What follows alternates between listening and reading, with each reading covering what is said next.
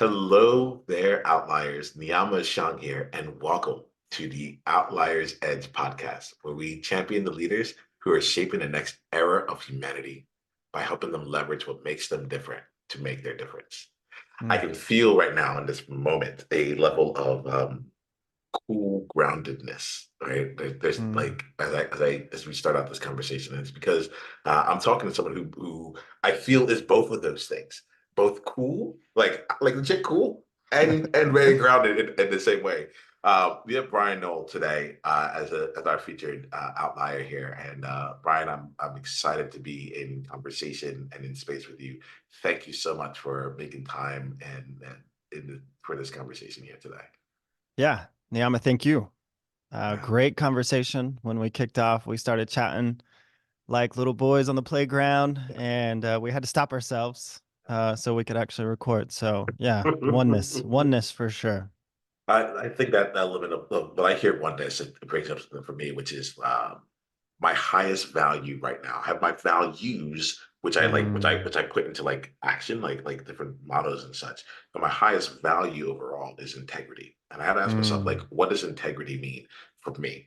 Mm. And to me, I look at integrity as being whole, right? Mm. Being like one with self. And so when I look at, am I acting in integrity? It's like, am I being true to myself? Am I being whole with Bryan the way that I would be with my family or like so on and so forth and just like bringing that. So when you say oneness, it's to me, it's a reminder to bring Mm. all of me to this conversation and being in that level of integrity. So thank you for even setting the stage that way. Yeah, and projected integrity is hard to maintain. Tell me what that means for you. We're just going right in. Tell me what Well, that we means for you. know social constructs that we're supposed to be integrous.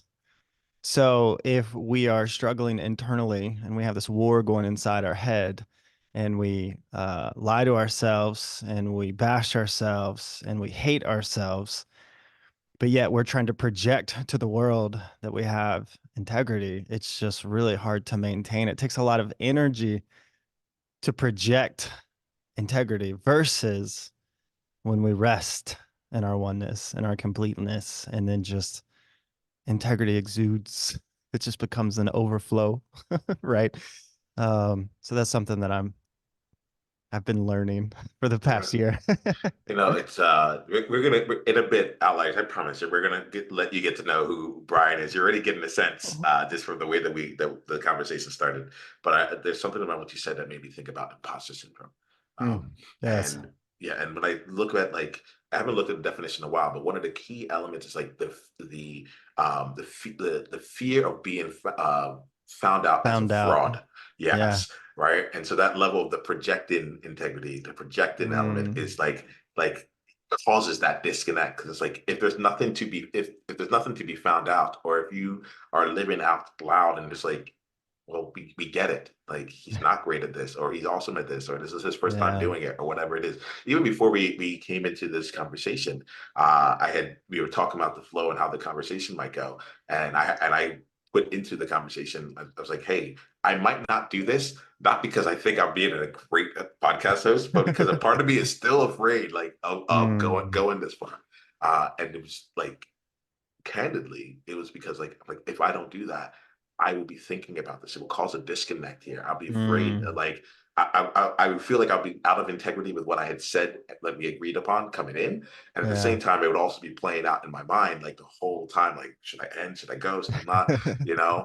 And he said, now I can just be free Yeah. and be here fully in Mm, this present moment with me. yeah. I love that. Yeah. Yeah, the imposter syndrome is pretty interesting. I've thought a lot about, and I would call that the inner critic. I've heard it said as the inner critic or the inner nurturer. The inner nurturer, you're gonna do great. You're doing such a good job, And the inner critic is like, they're gonna find out that you are an idiot. And I think for me, and we can go more into this as you wish, but for me, at first I tried to replace the inner critic with the inner nurturer. You're a failure. No, I'm not. You'll see. I was trying to run from the inner critic, just running like it's behind me. And really, I'm talking like just a couple of months ago. I think the idea is to embrace the inner critic and let the inner critic remind me of what's not true. So you're a failure or you're going to mess this up. It's more like, well, thank you for warning me that if I trip on stage and throw up on the front row, if I don't prepare, um, this may happen. Thank you for preparing me, but I've prepared as much as I can. So I'm going to do the best I can. Um, you're not valuable. And that was a big one for me, inner critic. You're not valuable enough. And so for me, it's my response to that inner critic is thank you for reminding me that my values don't rest in the values of this world. My social status, my wealth status, that stuff doesn't matter. My value doesn't lie there, right? So when the inner critic says, you haven't hit this milestone or you haven't generated enough wealth or, you haven't created a company big enough, I just say, thank you for reminding me that that's how the world measures success and value, but I don't measure value that way. All I can do is give with gratitude and unconditional love what I have in this moment. That's all I can do. That's absolutely all I can do. That's an absolute. So we And gotta. so I can rest in that knowing that I'm doing the right thing. And so when the critic comes and says for me, it's a him. When the inner critic says his whatever things, I can just go, thank you for reminding me that I don't believe that anymore. Now I'm deeply curious about what are some of the values that you do like ascribe to. So like I'm not like the values yeah, let me just ask it. Yeah. A couple of, I like to call them new scripts. Mm. A couple of new scripts that I've learned and I'm uh, learning to practice. That's important. Is I am you and you are me. So this idea of understanding individualism versus collectivism, I guess that's the word, right? Some people call it the collective conscious. Some people call it we're all one. Some people say we're all made from the same God. So whatever your language is to describe this battle between me and us, um, the way I like to practice that value is I'm you and you are me. So if I brush up against someone who's impatient, instead of judging that person, I can say, you know what, I'm impatient sometimes, so I can't really judge them for being impatient because I'm impatient sometimes. Someone who lacks confidence, I can easily, tell them, shake them, you're a great person, you can do this. But at the same time, I've experienced times where I've lacked confidence. So, there's a scale of extreme there. If I'm hanging out with like a serial murderer, You're like, well, it's a little, I'm assuming you don't have a time. Well, there was a time where I not did that I know of, once. Yeah, not that I know of, right? yeah. Sometimes our neighbors are the best proximity to be next to a serial killer. But anyway, so I'm you, you're me. And that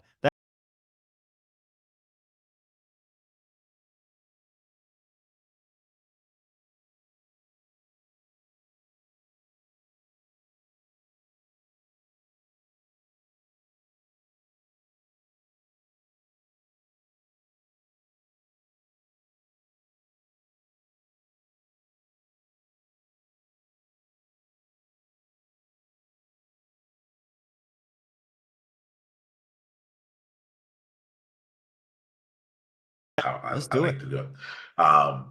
So Bryan, I've experienced you as someone who is profound, not just in like the like on a philosophical way, but like profound in just the sense of like choosing to walk through depth and Mm, like in what you do. I feel that the decisions that you make come with come with weight, but they're not heavy.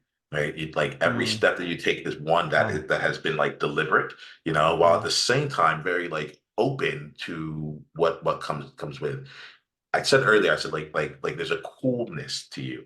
And at the same time it's grounded. I think this is one of the things like that I feel with you because what I get about you is that like your lived experience and the practices and the things you choose to do aren't just because you heard it somewhere and it sounds good and you're like affirming it to yourself. Like uh, it is through a hard-worn path of conscious decisions and conscious like confrontations of life and yourself that has brought you here. And I feel that with you Mm. in the way that you come in, which is why it's like so easy for me to just go into wherever the conversation goes.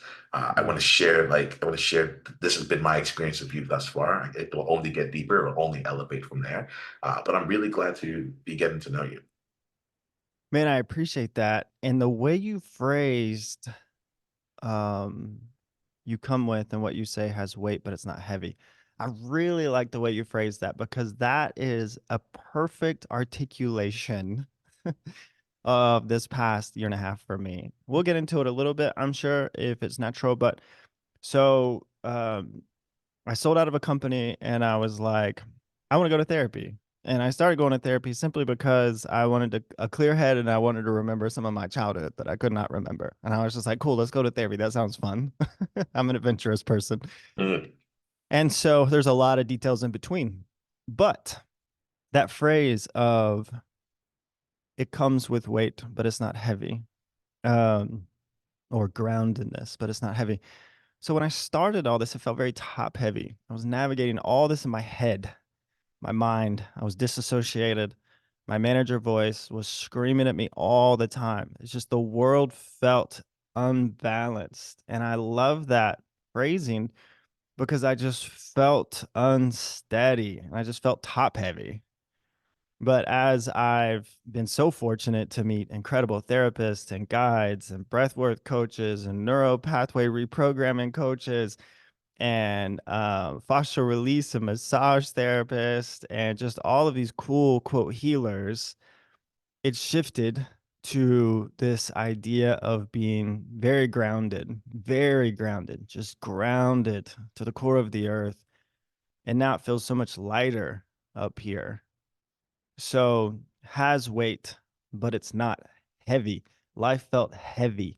Business felt heavy. Family felt heavy. Money felt heavy. Making decisions felt heavy. Running a business felt heavy. Not screwing it up felt heavy. Um, and this is obviously evolving and changing and all of the words that describe that, sometimes very painfully, sometimes very easily. Um, but it feels less heavy. And that's, for me, profound. Am I allowed to cuss on this podcast? You can be you. That's really That's it. You can be you. So however that ends up coming together, like that's what we're gonna do. then I'll say it's fucking profound. There we go. So, and I'm There we go. grateful. I'm grateful. I'm so grateful that I get to experience this. So, Well, help us now experience you, Bryan. Give us a bit here. I shared a bit of like who you've been to be. You walked me through this last a bit of the last year and a half. Give us a chance to get to know you and your journey right now. So, people sometimes say like, "Where do I start?" And I'm like, every story starts in the middle. So like we're good. We're good. yeah, cool. But I we got a chance to talk, and I think that there's something there here. I want to help people get to know you personally and professionally, but I think that like I'm curious about like what brought you to this moment. Why don't you share a little bit about that? We'll unpack along the way, Yeah. in a meaningful way. What brought me to this moment in a studio in Kennesaw, Georgia in 2024? Yeah, I've been um I grew up in what I would call the sticks, and it developed into the suburbs, and always called myself kind of a mutt. I wasn't country enough to hang out with the country people, and I wasn't city enough to hang out with the city people. My parents were hippies, so I was caught in between. Um, but um, from starting a recording studio in middle school in my friend's parents' basement that turned into 4 rooms, and recording 24 channels. And for those of you who know about recording, this was the late 1990s. That was a big deal. Um, in that moment, I was an engineer and I realized that I didn't have a passion for engineering. I had a passion for creating space for creatives to be as creative as they could be. Now, I didn't realize that that was introspectively looking back on what I was drawn to in that moment. But from there, that turned into strategy, creative strategy through live events, and then that turned into business strategy.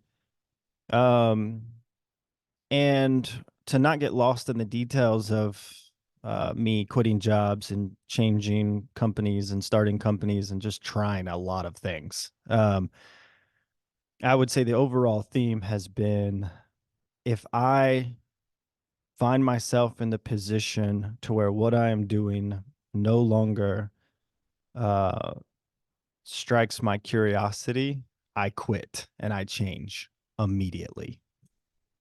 Um, I had a steady job. My wife and I just adopted our first child. And this was all very new to me. He has Down syndrome. We didn't intend to adopt a child with Down syndrome. So we were new parents navigating this world. And a friend came to me and said, I'm going to start an agency. I have 3 months cash in the bank. Here's QuickBooks. If you want to join me, you can. It's up to you to make your own salary after that. And I said, let's fucking go, because it was time. Um, and so taking those risks, I've lost money, I've made money, I've created things, I've burnt things to the ground. Um, but the overall theme to this moment, as a 41-year-old man who's been married for almost 20 years and two kids now, um, I would say, if I found myself in the position to where I was no longer curious or passionate, I was not staying there long. And now I find myself in a studio with podcast and video equipment, and we create a lot of content. We tell a lot of stories, um, starting a couple of businesses, facilitating, speaking, writing. But I would say the main theme for all that for me has just been being curious, um, and just not afraid to do something else, just try something. So that's what brought me to this moment right here. Yeah, I appreciate you, Brian. Like, so as you're talking, I'm smiling, and there's something you said earlier that caught me. You said creating a space for creative people, Yeah. and the I think the reason that line in particular caught me was because I spend my time like trained as a coach, like spend my time holding space with people, and I Mm, remember being at an event and coming to the conclusion that I'm like, oh, I'm proficient as a space holder. Like I can hold me some space, you know. yeah. But what I'm really here to do is create space. Mm, And there's something in there where it's actually been a journey. It's been like a knowing, but then like yeah. navigating that journey has been murky. It's a lot easier. Like I know where to go if I want to learn how to hold this space. Mm, And I had to learn even like for myself, my personality and is such that I can take space easily. I can come in the yeah. room and be the center. But like playing the game of creating space is something that feels fresh, not even fresh. It's something that I do, but I Yeah. hadn't done intentionally. So I'm curious now, like as you think through your through line, as you think through what's happening right now, in what ways are you still creating space, and how do you bring that to life? Yeah, man. I think so. I'm going to answer from a philosophical standpoint, and then Cool, I'm going to answer from um, a business standpoint. cool, So we'll yeah. we'll hit both of those. I would say from a philosophical standpoint, I came from a belief system that it was my job to help people. I'm going to say this carefully, without using words that are so obvious. Push people to a certain construct.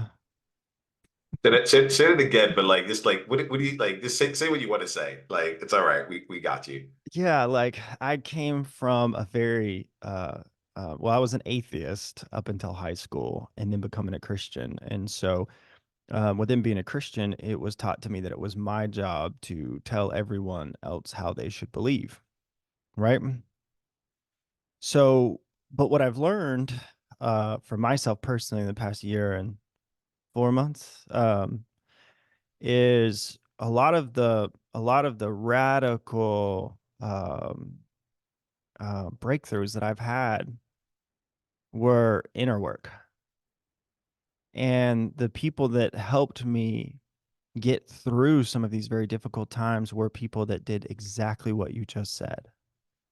They facilitated a space in which allowed me to work through those things. So, in learning that and seeing that and experiencing that for myself, it's really shaped my perception and my perspective on this idea of how do we hold space. On the Strength Finders, my first two are Commander Activator. So I'm annoying. If you tell me you have a business idea, I command through activation. I activate through commanding. I will call you every morning. Have you done this yet? Have you done this yet? To the point to where people are just like, don't tell Bryan your idea, or he will annoy the crap out of you until you do it. And even all the way down to little things, like if I was going on a bro trip and I'm just like texting people, you gonna go, you gonna go, you need to go, you need to go, you need to go. And because I'm like, you need this. And at the end of the day, what I realized, flipping the script, right? No, I needed this. That doesn't mean that they need this. This came from my wife once. She's like, I'm like, all these dudes, they got to ask their wives and their wives don't let them go on trips. And she's like, well, maybe they're just using their wives as an excuse because they just don't want to go. And I was just like, oh shit. Maybe that's true. Um, so this idea of trying to push people into a direction was my insecurity that I didn't fully understand my own direction, right? So in holding space, I no longer that space consists of where I come in with my expertise and my knowledge and my power and vomit on them where they should go. That's no longer what holding space for me means anymore. Holding space for someone else with me in the room is completely shifted to just sharing who I am and actively listening to where they are. And if there's opportunities for me to support them and serve them to find who they are, then I'll do that. And that doesn't look as sexy sometimes. Sometimes it's just hanging out. It's like with your wife. Sometimes it's just hanging out for 30 minutes and not saying a word, but holding her hand. And that's all she needs. She doesn't need me to save her or fix her. She just needs me to hold her hand if she's had a rough day. And so, okay, so that's philosophically. So bring that back down. Before we get to the individual stuff, Yeah. I want to just give a little bit of like space, honestly, to that. Uh, Firstly, thank you for bringing it to that level first. Um, Inside of me, I feel some opening that is taking place. I'm, and even just that last part about like holding someone's hand. I remember being at an event and like thinking to you talk about being top heavy earlier, like thinking about like Yeah. trying to like help someone. We were serving someone. We were all in a group. It was a coaching experience, like all together. And there was someone who had just come in and just like, honey, I think you could use a hug. And like I was sitting there, I was like, I mean, she's a grown woman, like this is not gonna happen. And I remember when that moment took place and like the release that took place in it. And Mm, it's like we were all in this space together, trying so hard, trying to actively do something, right? When that wasn't what was actually called for or needed in that moment. Like mm. to just be with the person and actually hear what she was saying because she had said it. She had literally said those words, but it was not like it wasn't honored in the same way because you Yeah. know. And so as you're talking, I haven't thought about that in a little while. Um, I'm feeling you here around like the holding space component and the actual room for growth. Yeah, it's I didn't know we were going to talk about this, so it's evolving into a clear script. But if I were to say it more clearly again, I would say it's people aren't hiring me for my expertise to come in and tell them what to do. Yeah. We are deciding to have a value exchange to where we come together and I help position them to accomplish what they want to accomplish, to be more of themselves. I don't want to be paid to help their ego. Because I sure don't want to pay a therapist or a coach or a mentor to help my ego, because then it's going to be a quick high, right? I can get that from Doritos and Netflix. Like I don't need a quick dopamine high anymore. Like I want increased serotonin, right? Um, I want to remove myself from the default network, and I want to further ground myself in the whole self and approach curiosity and creativity and entrepreneurship from there, right? So so that's the goal. And this is how that looks from, so a very specific thing back to a business example. So I help people tell their story. I'm a brand storyteller. I believe a clear and compelling story should be the anchor of every brand, right? So let's get specifics here. So, but this is something that I've always said as a facilitator and a consultant. I don't adapt to a traditional agency view, right? You go, you get a bunch of information, you go do a bunch of work, and you come back and you tell them what their story should be. I believe the story resides in you. I believe the story resides in your customer. I believe the story resides in your employees that serve the customers. My job is to just help give birth to a clear and compelling version of that story, your story, and then just give you some tips and tools and infrastructure to reinforce that story through all of the channels and customer touch points so that you can make it true. So that is a very tactical example of taking this very big philosophical shift in my mindset and being, and applying that to something as simple as being a consultant, right? So it's thank you for making the connection there, and like the because one of the things I love to do here is explore how people take the ways that they see their world and integrate it into like what I don't know the right word of it here, but like integrate it in a way that is valuable for themselves, that Yeah. they value, and is valuable Mm. for others. Yeah. Yeah. And what like some of what I'm hearing here is like it's like you had a shift take place. Like you like there was something where you recognize, and let me make sure I'm not putting words in your mouth, but you recognize that there was a different way about getting like getting results, getting transformation. Like there's just a different path rather Yeah. than having to push Mm. it on, right? Yeah. And then you found a way, and like, and but I love is like it's how you own it. You're like, you might be used to this, you might be thinking this is where it is. If you come into my space and we choose to work together, we are going to do it differently.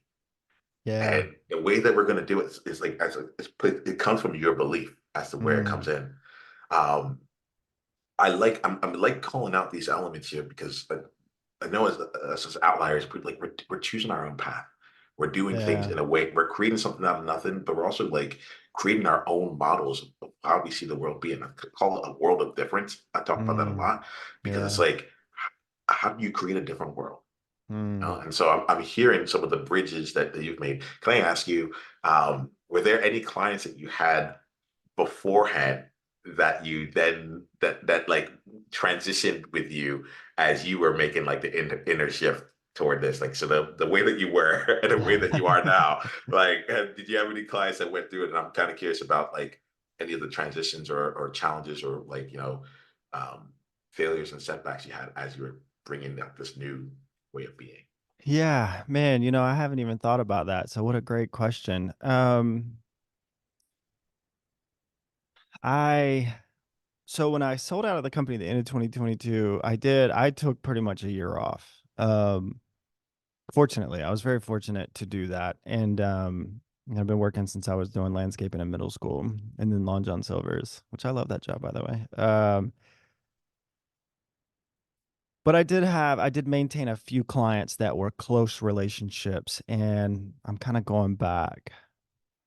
Yeah, I mean, I would say, I haven't thought about this, but it's pretty interesting. I would say at the beginning, it's more about trying to convince them that my system was the right system. And every conversation was me trying to lead them to adapt to my mindset so that they would fully engage into my strategy. Okay. 100% following. Keep going. Yes, yes, yes. And then as it evolved, or as I evolved and broke away from some of that, um, it turned more into, I would say, if we're speaking practically, I'm even thinking about some of the sessions, spending more time actively listening to where they are, what their struggles were, what very particular thing they were wrestling with. You know, maybe it was an employee that they knew they should fire, but they really struggled firing that person. Maybe it was an inner struggle that they had, that was manifesting itself in just, you know, unorganized chaos.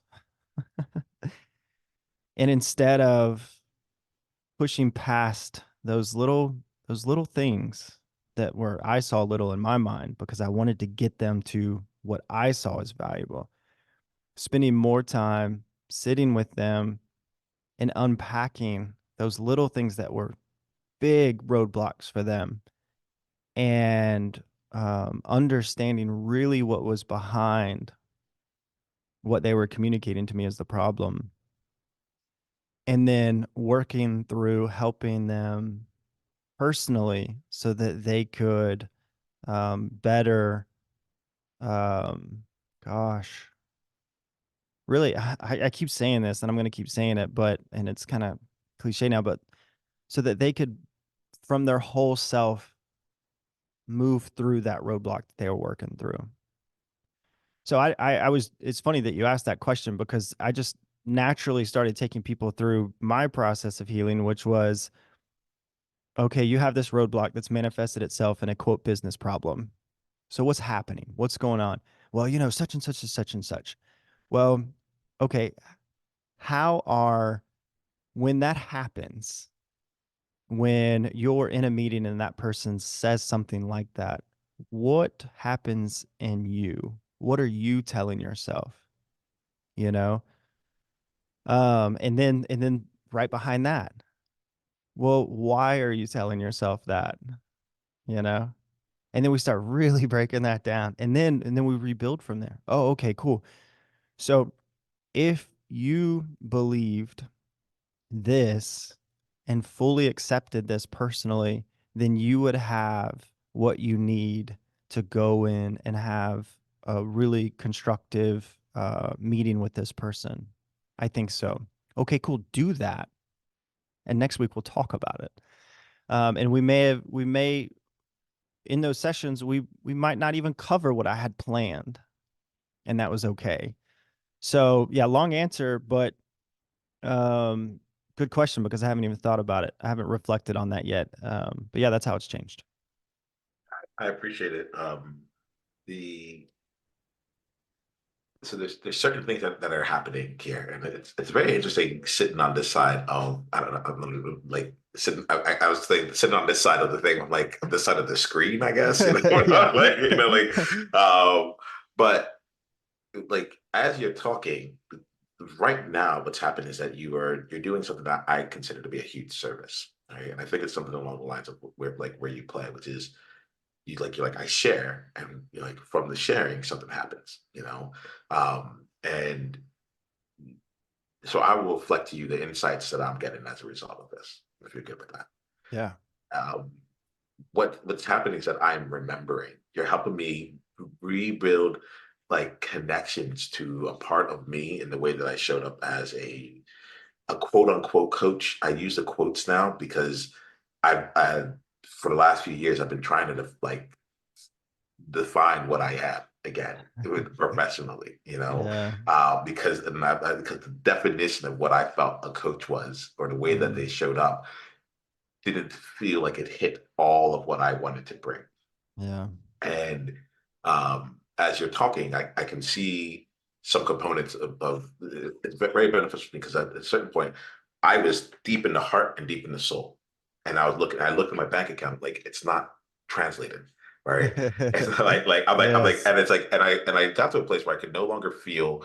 I knew it worked, I knew it, Mm, but I was like my with my skill set or whatever I'm doing right now, like something is off, Mm. And so I started taking on a temporary, like, let me just go focus on like getting the metrics down. Let me get like, I got into that mode, which is great. I'm really happy I did it. Not really happy. Uh, I am, but I am pleased that I did it, like overall, Mm. right? Like I'm Yeah. giving myself grace on it, because that temporary, like, I'll say detour, that temporary detour ended up becoming like a year, more than a year, Mm. really going in and trying to build out systems and doing so on and so forth, which again, like, I'm really glad that I do have. And I have like, I think that my vision was bigger than the skill set that I had at the point at Mm. that time.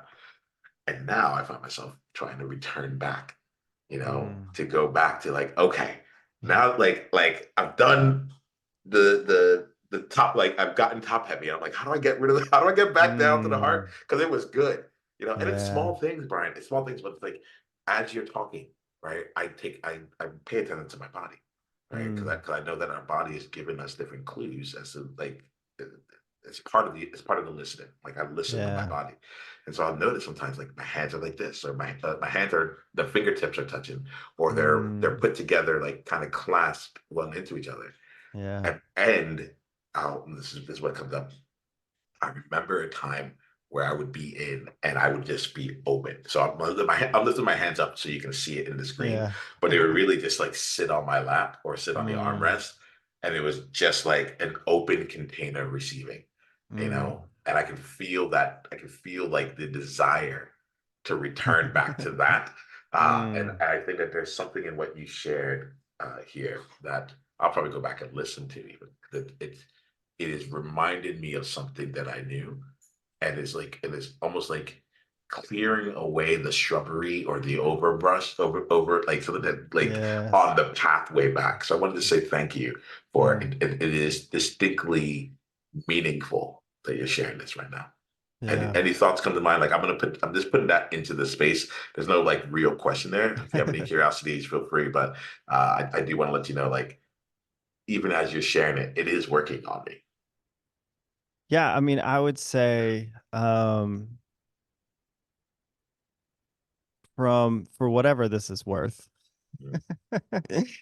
um, who you are, uh, I from the moment we started interacting, the visual that I see is there's a handful of people I've met in my life that you melt into, right? And to do so, you have to have what feels like just absolute trust. So, you as an individual, the desire to, first, at first, right? We're young, we want to go get space. And then we want to go and explore and then just create space to create with others.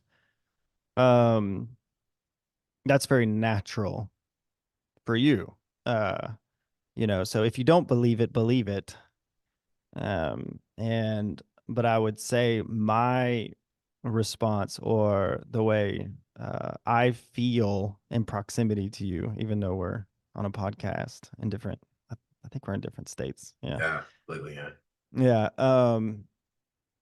And that's new for me. This whole like the Body Keeps the Score is a book I read last year when I was going through some trauma release stuff, and I just didn't even because I was all in my head. I didn't even know, I was just like, if someone punches you in the side, that hurts. Other than that, I wasn't paying attention to my body at all. But in describing what it feels like to be creating with you, that's what it feels like. It feels like just a release and a melt into a space. That's what it feels like. So, and if I in any way help you or anyone else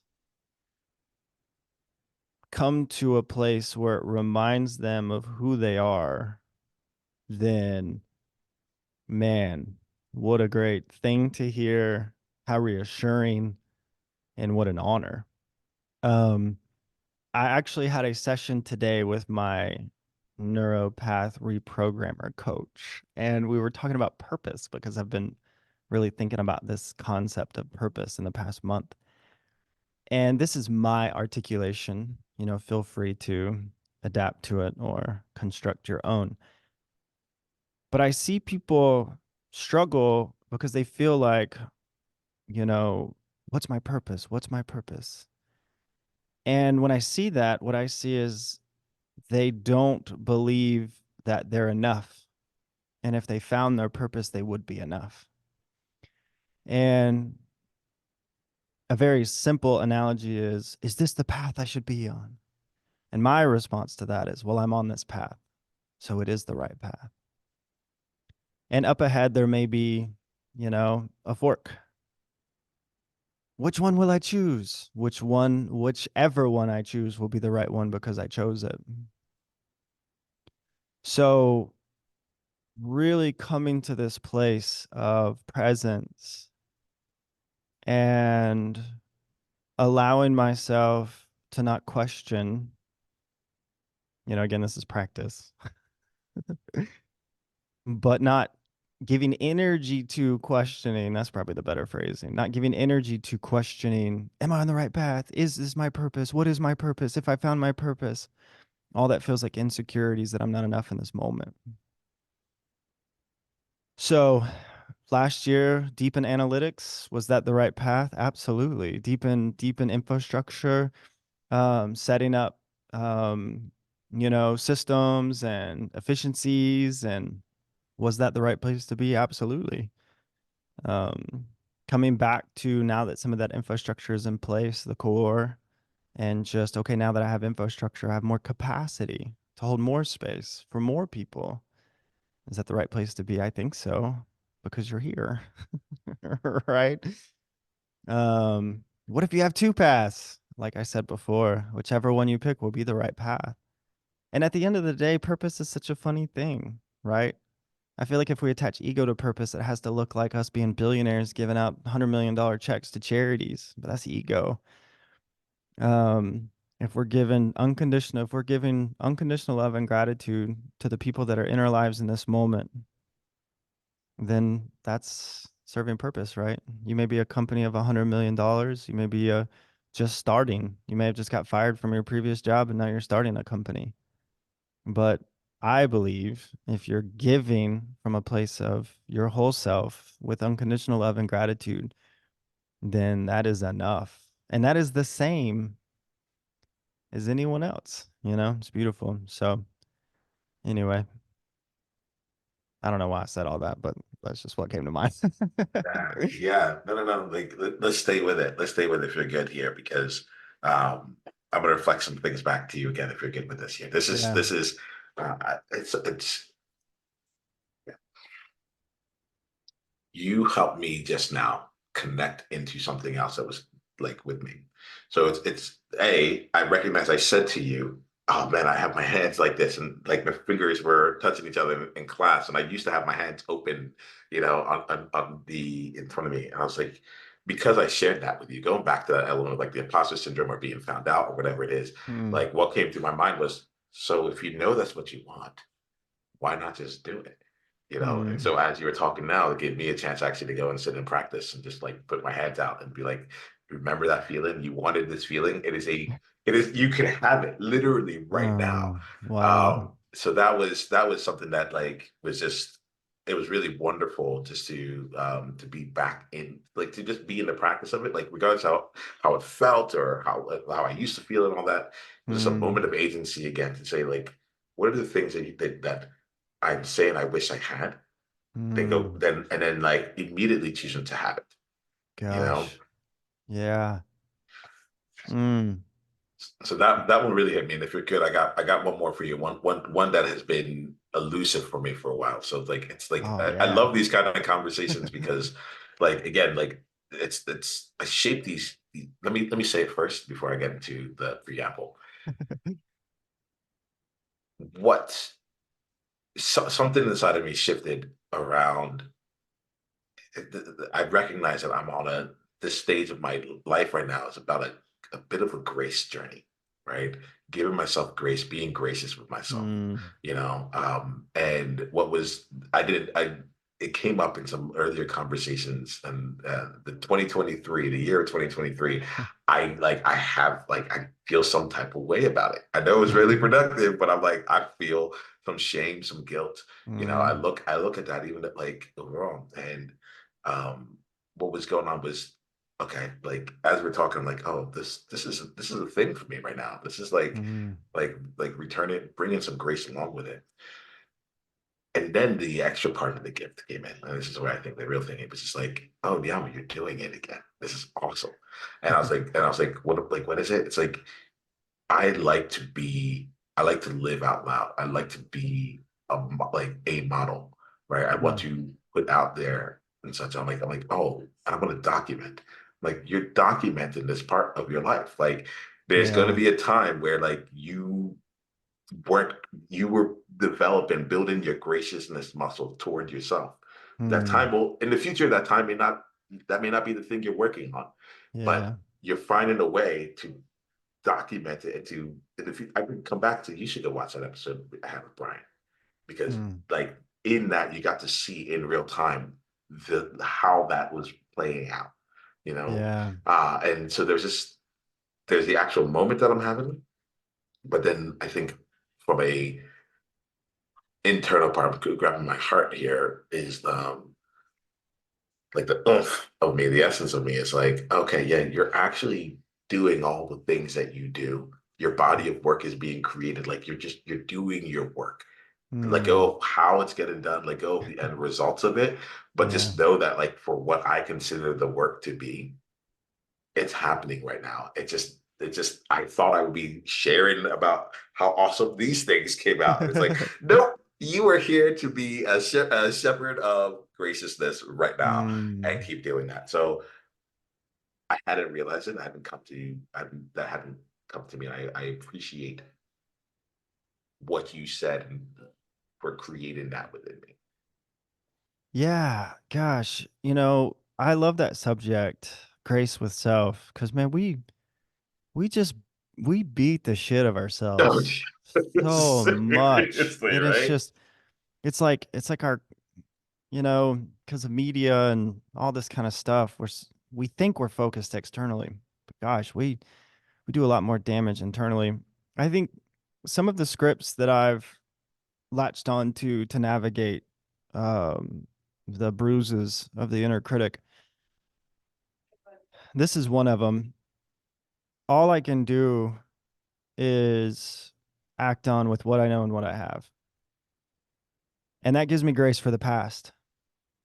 I love the quote. This quote is I forgive the part of me that I created that needed to survive. What a profound quote. As kids, if we didn't have a good relationship with our parents, or if we had severe trauma, like we were abused or sexually abused, that turned us into something. And as we get older and we work through that, hopefully, we look back and we're like, gosh, that turned me into this. But it's having grace and realizing that we needed to become something to just navigate that trauma. And all we could do is the best we could with what we knew and what we had. And we're doing that today, and we'll do that tomorrow. So that script allows me to not look at the bag, I should have done this, I should have invested in that, I shouldn't have partnered with that person. I thought it was the best thing at the time, or I wouldn't have done it. And how much did I learn? One guy told me, sit down and write down every single business venture that you've been a part of and write down what you learned. And I did that exercise just 2 weeks ago. And I learned a lot just being retrospective, non judgmental, and just writing down what I loved, what I learned in that experience. And it was just so eye opening to be able to reflect on those times without judgment. And it gave me a lot of knowledge and self-awareness to apply to my current projects and partnerships and businesses, right? And that's the work, right? Gosh, that's the work. I mean, do we really want a life where we just come into this and we do everything perfectly and everything's fine? I mean, do we really want that? I don't think we do. I really don't. Um I'm in your camp on that one here. Yeah. I mean, there's certain things where I'm like, it'd be great if this goes well, you know, like, Yeah. but like, but I think even to some of the things that you do, really, like, you get the story, Yeah. you get. There's a lot that comes along with it. Brian, But the other, I gotta hit you with one more phrase. So this is the I love second it. phrase in that subject of grace for self. And that's this. We're just looking for unconditional love with a bag of conditions. I heard that quote somewhere. And man, you can apply that to yourself. You can apply that to your relationship with God. You can apply that to everything. We're just a being looking for unconditional love with a bag full of conditions. Looking for unconditional love. Well, my bank account isn't big enough, so that must mean that I'm not good enough. That's a condition. I'm this status. I'm this race. I'm this sex. All those are conditions. All these things are conditions when we're just looking for unconditional love, regardless of my status, race, gender, sex, mistakes, language, experience, regardless of any of those conditions that brought us to this moment right now. We are and we have unconditional love, right? We just have to let go of those conditions. And I'm not saying that like it's easy. That's the work, right? That's the work. You want to run a marathon? Someone who runs marathons told me if you want to run a marathon, it starts with just running every single day, even if it's 5 minutes. That's what it takes to run a marathon. Run every single day. What's the work? The work is letting go of the conditions so that we can fully embrace unconditional love. Brian, I am thrilled that we got to spend time here today. I know I an am hour went like, by really quick. yeah, yeah, like I'm really, really thrilled.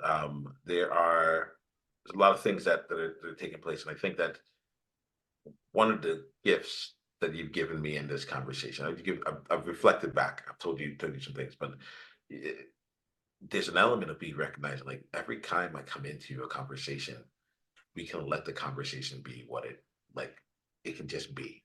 Like, I'm recognizing, like, I'm like, wow, there's a lot of variety in what we do. It's consistent variety in the sense Mm, that, like, when you come here, you're gonna have meet two people who are really meeting each other and yeah. taking and staying present to the conversation at hand Mm, more than anything else. I love that. Yeah, and I think that there's the act being gracious. What's coming to mind is, like, what if that was the thing? What if people kept coming back because of that? They're Mm, like, I wonder what this one's going to be like, because I didn't know yeah. what the last one was, as opposed to every time that they come in, they follow the same structure, for example. Yeah. So it's a new way to play, and Oh, I like that's your a okay, so this is yeah, this is so cool. So I love the format. It's almost just like join me as I meet Bryan. that's it. I mean, Yeah, that's the reality of all these things. That's all I I've love ever done. it. I Yeah, love your format. I really yeah. do. I think it's special. Instead of just this, Bryan's a brand storyteller. Let's get the three action steps to better brand story. It's Like go to his no, it's podcast. Yeah, yeah. Yeah. go work with him. Like, and honestly, y'all go work with him. You know, um, but It's good. you talked earlier about, like, trust and such, and I think that there's a couple things that guide me. There's, like, we often we also often compare how we feel on the inside with how others look on the outside. That's one, Mm, and I think gosh, that, yes. and the other side of it for me is, I'm like, look, we have access to so many people that can do skills, that can Mm. that promise results. So, like, on the result promising department, like, that's covered. Yes, yes. Now I'm looking to see, like, how do we actually, like, how do we trust them? And I think that, Mm. like, in a lot of different ways, that's it. That's what this whole, like, I'm like, I hope people hear the way you your philosophies, hear the way that you, like, held me as I was going through this here, and have that speak more to them than, like, we use this proprietary system of methodology in order to get Yeah. you the same thing everyone else gets you. It's like, Yes. you're gonna really enjoy this process, Brian. Mm. And that's something that, like, how else can you share it other than to experience it? Um, Gosh. so, Brian, like, we're gonna wrap up this conversation, but, like, we'll do two things. What the first one here is, if someone wants to continue down the journey with you, they want to just stay in your world, whether they're working with you or they want to follow something you're doing, like what's the best way? What are the ways that people can continue down with you? So uh my Instagram is new_scripts. And that's just where we're going to be sharing these scripts from a professional standpoint to a personal standpoint. And Bryan Noel is my personal Instagram, which is private. But if you message me or somehow be like, "Hey, I heard this you on the podcast," then I'll accept your um, website, of course. And I'm from a professional standpoint, I'm very active on LinkedIn. I'm doing a Dear Founder series. Dear Founder, You Lonely? Dear Founder, You the Chaos? Um, Dear Founder, You Listening? So I'm very active from a professional, translating all these concepts into business ideas on LinkedIn. So yeah, feel free to check it out and message me in any of those places if you have any questions about the content. Love it, love it. Two more questions for you. What was your biggest insight from any part of our conversation today? You know, I love your phrase when you said weight but not heavy. Because I haven't been able to articulate the shift in being top heavy and unbalanced versus the depth and weight from a grounded standpoint, but it's not heavy. It doesn't feel heavy. So the way you articulated that, I thought was just very special. I'm gonna go right on that. Like, I appreciate you. I'm gonna ask you one last question then, because I want to respond. I'm like, no, let's bring this here. I end each conversation with what I call the time capsule, and what that is that uh, you know, up until this point, you have the wisdom that you have. And a lot of times people will say, "What would you go and tell the Brian 20 years earlier?" I'm not interested in that. Yeah. My question is, if you were going to leave a message right now for your future self, that the Brian 15 or 20 years later would listen, Mm. you're 20 years older than you are right now. What's the message that you would want to leave to remind that you feel like it'll be a great reminder for yourself 20 years down the road? Gosh, I have to be quick with that. Um, I would say out of all that I've learned in my entire life and in this past year of a lot of different healing modalities, I would say there's absolutely nothing better than just being present. Presence, presence. When I'm my little 6-year-old, he's nonverbal. When he wants me to play with him, he just sits on the floor and taps the floor. And that's him telling me to come sit with him. And when I'm present and we just play with trains, play with cars. And when I can be present with him, he knows it. And there's nothing that feels better with being present with those that you love and admire and respect. And so, man, if I go through all this and I lose that, that would be tragic. Well, I appreciate you, Brian. Thank you for bringing your presence into this conversation here. Thank you for bringing all of you here. And just know that I'm grateful for getting to know you. I'm looking forward to where things go out from here. And we'll take it on from there. All right. Nice. Thank you. Absolutely. Journey on.